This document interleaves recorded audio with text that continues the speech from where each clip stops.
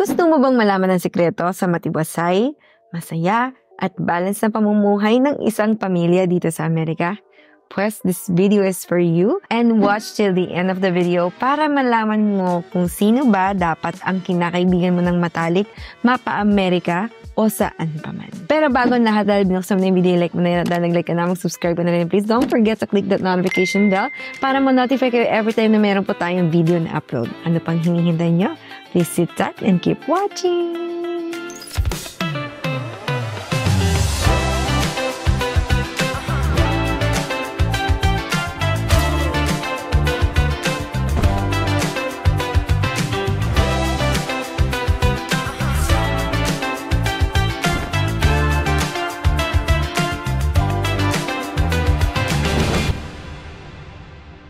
So, meron akong friend na nagtanong, paano daw namin nagagawa na mag-work full-time, maging parent, plus nakakapag-aral and vlog pa kami. Hindi din kami nagdi-daycare or nagpapaalaga ng anak kasi ang family namin is nasa Seattle and nasa Canada. So, sa bahay at karating barangay, wala talagang pwedeng mag-alagang kapamilya namin kay baby. Hands-on po kami ng asawa ko since birth ng baby namin. Actually, kahit kami nagugulat paano namin ito nagagawa. So, yung baby namin is 2.5 years old na ngayon.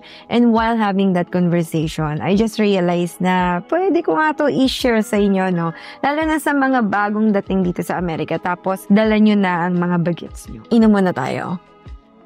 Water is life. Well, hindi ko na papahabayan tong video na to, pero hihimayin ko lang yung topic natin sa top 6 na pinaka-importante para makasurvive. Una, syempre, ang teamwork. Bago nyo pa kasalan ng asawa nyo, or let's say, noong nagbubuo pa lang kayo ng future nyo na magsama or maging husband and wife, or planning na magbuo ng family, for sure, nakita mo na to sa partner mo kung meron bang namumuo na teamwork sa inyong dalawa or wala. Na tipong ikaw lahat ng sumasambot ng planning at responsibility. Kung baga parang walang ambag yung partner mo, ganon in short. And I can say na isa to sa pinaka-importanteng element para mag-work ang strategy nyo.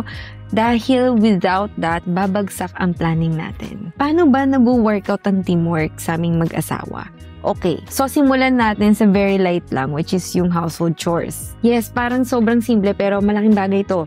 Simpleng sino magluluto, maghuhugas ng plates, maglilikom ng mga kalat at laruan ng mga bagets. Sinong maglalaba, magtitiklop, magtatapon ng basura. Isipin mo na lahat ng household chores na common na ginagawa natin everyday. So generally, meron talaga kaming assigned tasks sa bahay ng asawa ko. For example lang ha, siya ang tagatapon ng basura, ako ang tagalagay ng plastic sa basurahan, after, or kung may pasok ako, siya pa din ang maglalagay ng plastic, ganyan. Siya ang tagalaba, tulong kami sa pagtitiklop, pero majority, mas ako yung nagtitiklop just because maarte talaga ako at panit siya magtiklop. Pero like scrubs, kapag wala nang masuot, naglalaba na ako niyan. Napakadali naman maglaba dito sa States kasi lahat mayroong washing machine and dryer, diba? Then sa pagluluto, madalas ako to, pero yung paghuhugas ng pinggan, siya naman. Pero kapag nag-work ako like 4 days in a row, nagte-take over na si Habi para magluto. I am not pushing him to cook actually. All I ask is basta may kanin.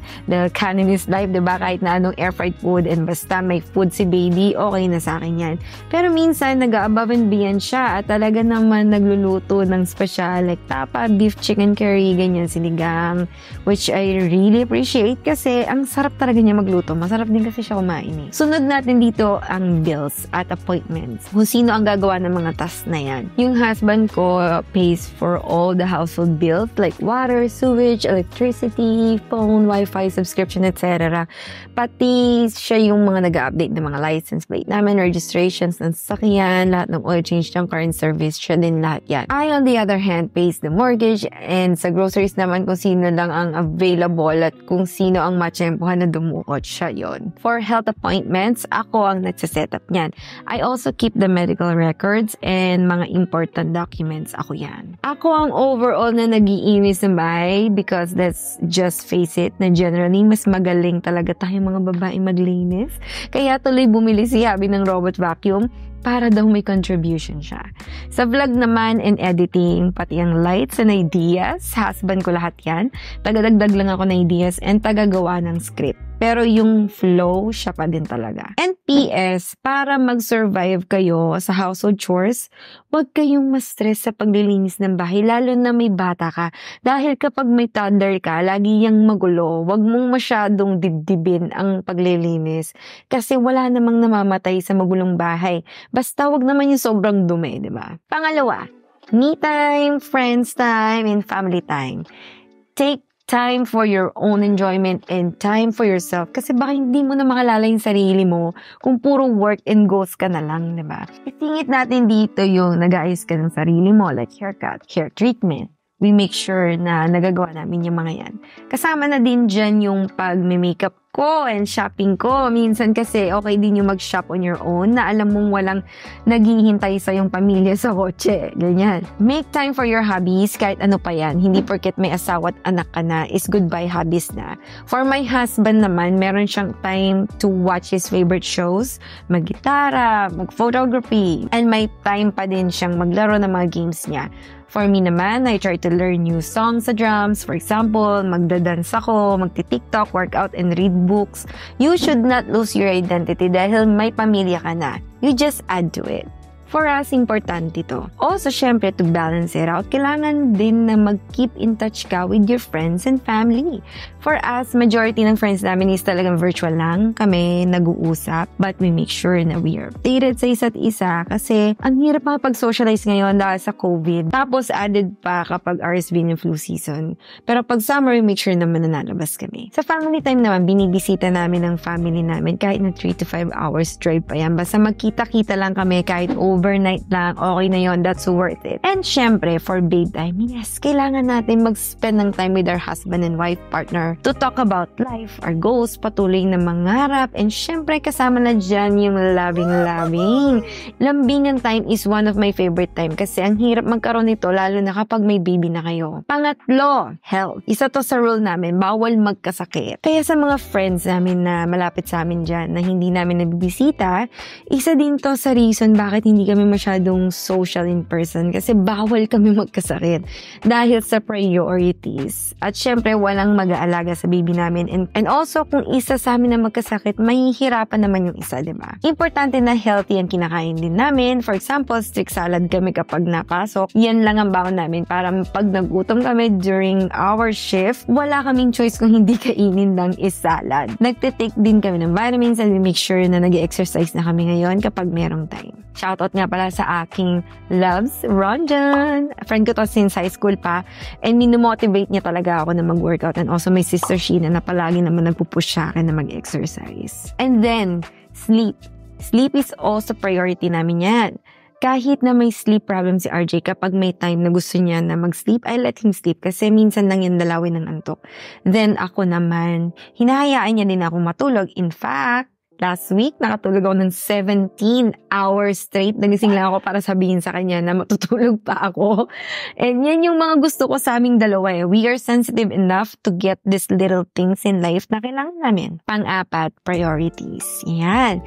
So, work and real life talagang importante to. Know your priorities. Like, for us, number one priority namin is health. Especially health and safety ni Danny and namin dalawa because we believe that health is wealth. Also, safety. Meaning, pag wala kang sleep, and right recovery, hindi ka safe to do all your responsibilities in life. Like, for example, you are not safe to take care of your child, not safe to drive, and more importantly, sa amin, syempre, mga nurses kami, importante sa amin na safe ang patient namin dahil syempre, buhay yung hawak namin, di ba? Second priority namin is family time.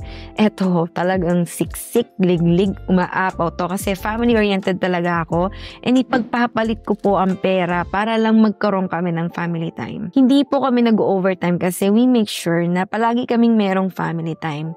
Naniniwala kasi kami na lalo kapag may anak ka na hindi mo dapat makaligtaan ng bawat araw na lumalaki ang anak mo dahil importante to sa mga bata na laging present ang parent nila. Dahil tayo ang nagbibigay ng values sa kanila. Tayo ang first teacher, tayo ang protector. At higit sa lahat, hindi na sila lilit ulit ng ganito at hindi na sila forever young. Kaya ayaw namin na merong mamiss. Pero I understand naman na na minsan talaga walang choice at kailangan nating iwan or ipaalaga ang anak natin para sa brighter future. Walang masama dyan. Third priority na lang namin yung mga luho, bakasyon, and mga gusto naming bilhin like mga clothes or gadgets. So, kapag may mga extra budget, ganyan, nabili naman kami ng mga kung ano-ano. And itong ang asawa ko, ugali nito, magbenta ng mga gamit niya bago siya bumili ng bago, yung tipong break-even lang ang gastos to have a brand new gadget or may kita lang siya ng $50 to $100, ganyan, kasi napakakuripot po talaga niya. Panglima, malapit na, goals. Yan. Importante na meron tayong goal at ano bang ini-aim natin sa buhay natin, bakit natin ginagawa tong mga to. Are we investing for our life, our finances, family, happiness? Actually, madami at magkakaiba-iba na tayo dito ng opinion. What is important is parehas kayo ng goal ng husband or ng partner mo, kasi kapag magkaiba kayo ng goal, walang mangyayari. Pero sa totoo lang, lahat ng ito ay hindi mag-workout talaga kung wala itong last part, which is communication. Ito talaga ang pinaka-importante. Everything falls apart kapag wala ito. Kailangan nyo mag-usap lagi ng partner mo. Simpleng kwentuhan man lang yan sa pangyayari sa buong araw yung mag-asawa, ganun, or lokohan man, at lambingan or pagkaplano ng mga bagay-bagay, sobrang importante na mag-usap kayo. And dapat open kayong dalawa sa isa't isa. Kung tungkol sa problems sa family, man yan, or pangit na ugali, na kailangan baguhin, or constructive criticisms. Kaya malaking bagay talaga na best friend mo ang asawa mo. Yes, ang asawa mo talaga dapat ang best friend mo. Dahil less insecurities, less fighting, less chance of being offended. Pero at the same time, more love and more trust sa isa't isa. Yan talagang secret. Kung gusto nyo na magkaroon ng tamang balance and effective management sa family life and work mo, we think na importante itong mga to. Sana nagustuhan nyo po ang video natin for today. Please don't forget to like, share, and subscribe. Ingat palagi. I'll see you on the next video. God bless you!